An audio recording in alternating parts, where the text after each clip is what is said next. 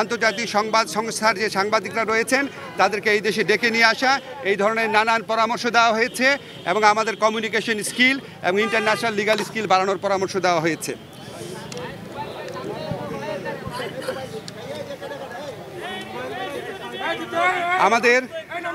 আমাদের একই সাথে সাথে ভারতের সাথে বাংলাদেশের যত চুক্তি হয়েছে গত 15 বছরের ফ্যাসিস্ট শাসন আমলে সেটা প্রকাশ করার দাবি করা হয়েছে এবং একই সাথে সাথে রামপাল সহ বাংলাদেশের জন্য ক্ষতিকর যে সমস্ত চুক্তি আছে সেগুলি বাতিল করার দাবি করা হয়েছে।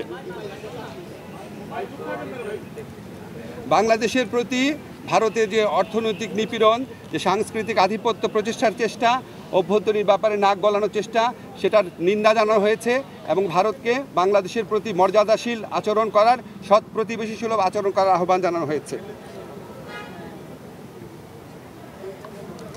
আচ্ছা, আমাদের এই পরিস্থিতি মোকাবেলায় ভারত বাংলাদেশ বিরোধী যে বিভিন্ন প্রচারণা চালাচ্ছে, এই পরিস্থিতি মোকাবেলায় সকল সম্প্রদায়ের মানুষের ভূমিকার প্রশংসা করা হয়েছে এবং সাম্প্রদায়িক সম্প্রীতি যে কোনো উস্কানির মুখে অটুট রাখার প্রত্যয় ব্যক্ত করা হয়েছে। সবশেষে সবাই একটা জিনিস বলেছেন যে আমাদেরকে আর শক্তিহীন, দুর্বল, নতজানু ভাবার কোনো রকম কোনো অবকাশ নাই।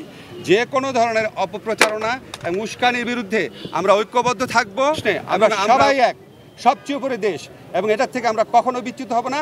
বাংলাদেশকে দুর্বল, শক্তিহীন, নতজানু ভাবার কোনো রকম অবকাশ নাই।